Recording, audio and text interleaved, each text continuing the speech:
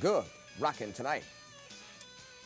And good evening, ladies and gentlemen. Bonsoir, mesdames et messieurs. I'm Stu Jeffries, and tonight you will see the cream of Canadian talent, including classics from Joni Mitchell, Burton Cummings and the band, new music from our current best, as well as updates on favorite performers, and we'll round it all off with a preview of the new Stephen King thriller, Misery. Sit back, relax, and enjoy the next 60 minutes.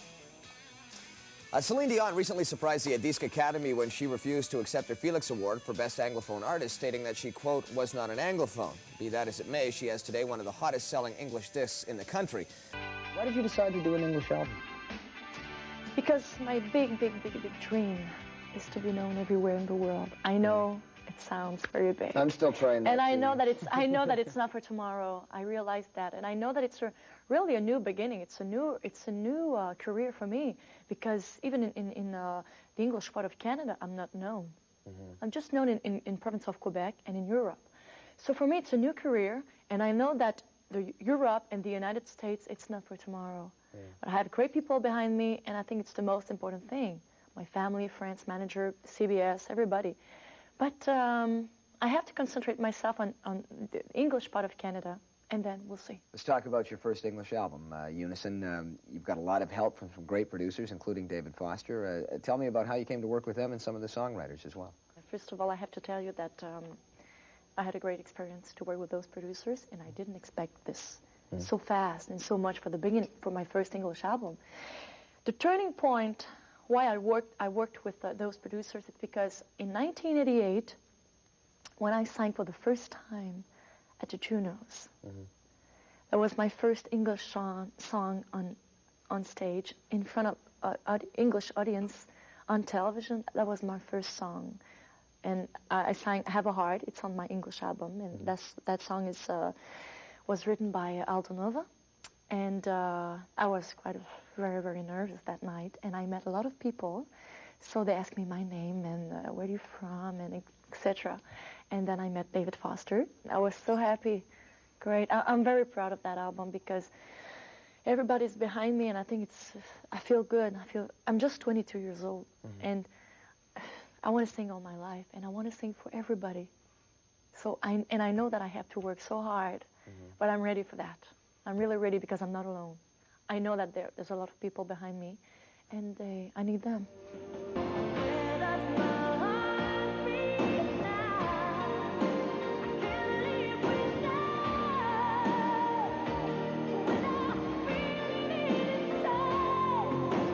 You're watching an all-Canadian special on Good Rockin' Tonight. At the recent West Coast Music Awards held here in Vancouver, Sue Medley picked up awards for Best Female Vocalist as well as Best Debut Recording for her album, Sue Medley. It's real nice. I mean, to pick up awards is really a nice pat on the back because you work so hard throughout the year, and then at the end of the year when they have these music awards, it's a real nice feeling to know that, especially with the Caris Awards this year, it's a public vote. It's really nice to know that the public really does support you, what you're doing. They support your music, and that means a lot to me. And I was telling before cameras started rolling about the Bob Dylan tour. You seem to take it like sort of a pass-the-butter attitude. Why don't you tell me? What was it like? It was great. I mean, it was really great, and it was really neat to watch them play every night. But also, I think the main thing for me was to be able to get on those stages and those venues every night where they're big, beautiful theaters, you know, soft seaters, and you know, for me, it's like I don't mind playing the bars and the pubs, but there's just something about a soft seater that's just a little, you know, it's just a little more exciting. Excluding the Bob Dylan tour, I mean, you have really had a big year. Yeah, it has been a good year, and it's, I've only been off the road, let's see, I got home about 3 weeks ago, and then we shot our new video right away, and 5 days later, and now that I've been home a couple weeks, it's only been in the last week where I sat back and actually looked at the last year, and boy, it's been a busy one, and I just can't believe the ground that we've covered. And when you're right in the middle of it, you don't even think about how time's going by so quickly. But now it's been a year already, and you know, here we go to the next step. Right, and then the major touring and everything that was involved in that, Sue. How has that helped? How would that help you, say, when you go back into the studio to do album number 2?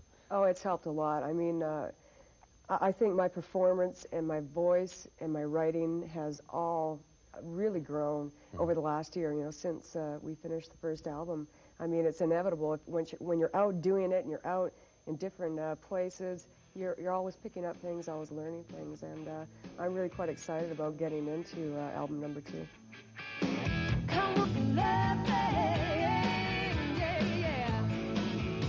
And our next segment is dedicated to a few of the pioneers of Canadian rock and roll. Between Joni Mitchell, the Guess Who, and the band, their music played an integral part in putting our country on the musical map, and their influences will be felt forever. And by the way, the song you're about to hear is one of the first records I ever purchased as a kid, Up on Cripple Creek. Up on Cripple Creek, she sends me if I spring a leak. She bends me, I don't have to speak. She defends me, a drunkard's dream, if I ever did see one. For the kind of movie that it is, I think that it's a very good movie. It's something I'll always feel very proud of. I'm convinced of that. There's been enough time now that I've had the opportunity to say, this holds up. This was done for the right reasons.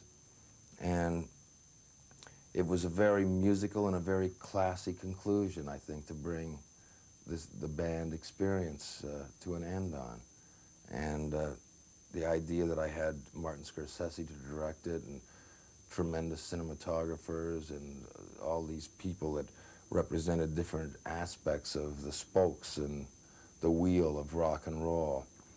Everybody representing different areas of it, and that were great at their area, but the best at their own particular field. It was what I wanted to do. It was beyond what my expectations or dreams were, so I feel that if I achieved that, then I have nothing but to be thankful for. Take a load off, Annie. Take a load for free.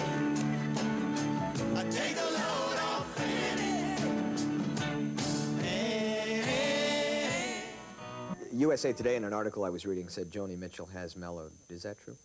My life has been an undulating life, you know. There was always potential for me to be mellow at any moment, you know, or alarmed at any moment. I've had 20 years in this business. That's time enough to adjust to being in it. There was a time, well, look at you know, Lady Di's transition to Princess Di. Charles was trained from childhood to be a public figure. You enter into this business with your songs. You're thrust into a situation with an abnormal amount of attention accompanying it. Everybody gets the bends. You know, my climb was fairly slow and gradual, and still there's a lot of adjustment that has to be made. You know, after 20 years, I think you're more comfortable with being a public person than you are at the beginning of your public life.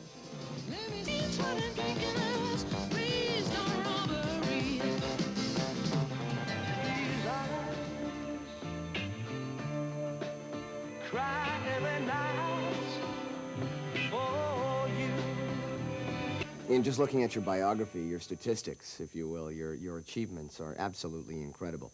Are there a couple that stand out? Definitely. There are 2 songs, one that I co-wrote with Randy Bachman called These Eyes, and another one I wrote myself called Stand Tall, which were honored at the BMI banquet in New York City 2 years ago for having officially been played on the radio in the United States in excess of 1 million times each. This is no small achievement. By anyone's standards, this is no small achievement. The list of songs in history that have been awarded this is less than 300, I believe. There are 300 songs, or maybe just a little over 300 songs totally on this list. Now, These Eyes and Stand Tall have now joined the company of Hey Jude, let me see, Hey Jude, Up, Up and Away, Bridge Over Troubled Water, MacArthur Park, What'd I Say by Ray Charles. Truly classics. You know, that word is thrown around indiscriminately from time to time, but once you make that list, truly the song can be called a classic. 2 of my songs are on that list, and apparently American Woman is getting close. It's getting quite close. I have a lot of awards I don't have room for all the awards on my walls of my house, but those two are very prominently displayed. American woman, stay away from me. American woman, mama, let me be. Hot on the heels of the made-for-TV movie It, Stephen King puts another novel on the big screen. Opening tonight nationally is Misery, starring James Caan as author Paul Sheldon, who after a serious car accident finds himself in the care of a deranged fan who insists that he write a novel just for her. The terror that Sheldon experiences at the hands of this psycho groupie makes Misery a must-see thriller. Dan McLeod of the Georgia Straight attended the premiere. Paul Sheldon is a novelist, a guy who started out as wanting to be a serious writer, an artiste, you know, and winds up writing a series of Misery Chastain novels, you know, who's a Misery Chastain being the heroine.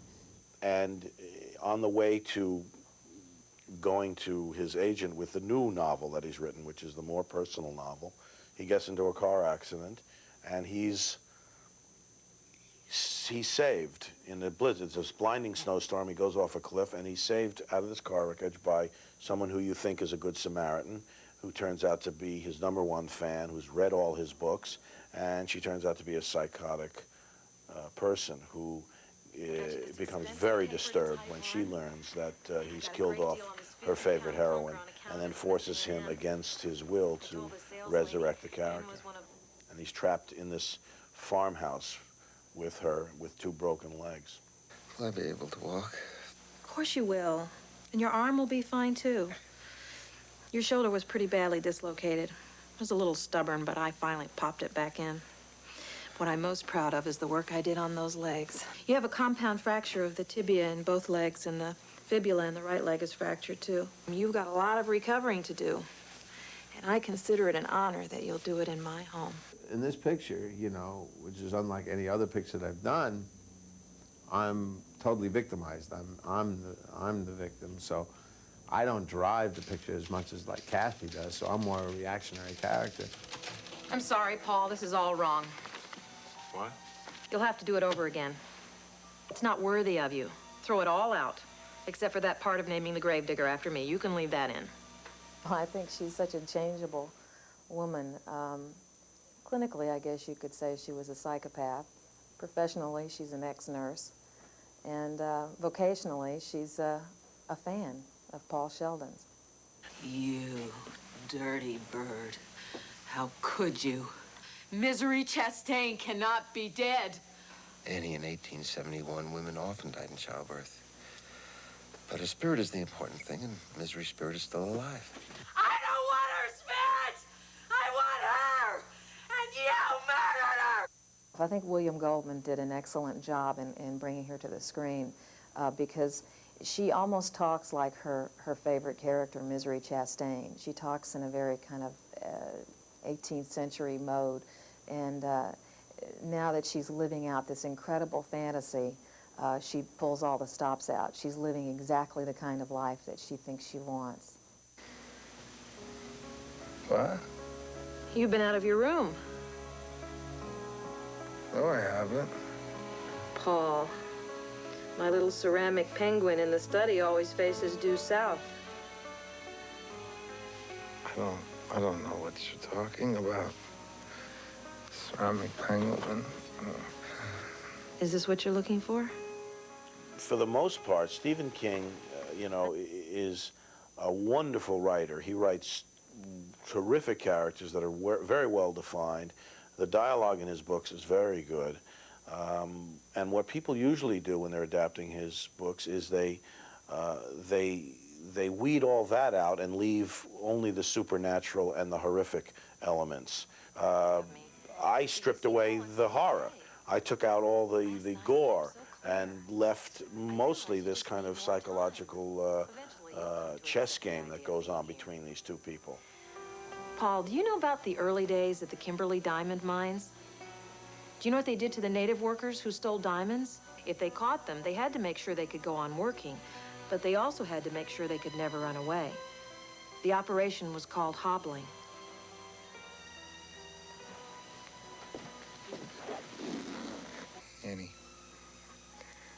Whatever you're thinking about doing, please don't do it. It's for the best.